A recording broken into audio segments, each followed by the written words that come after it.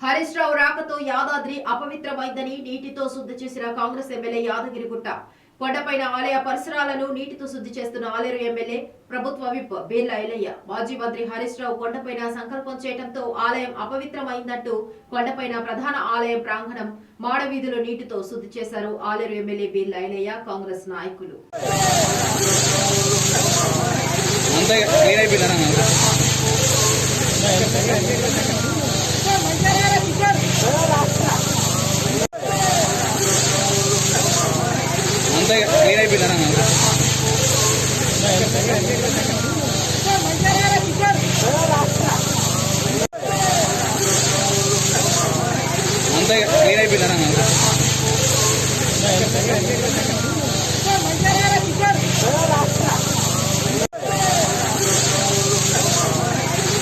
Clear అయిపోయిందా?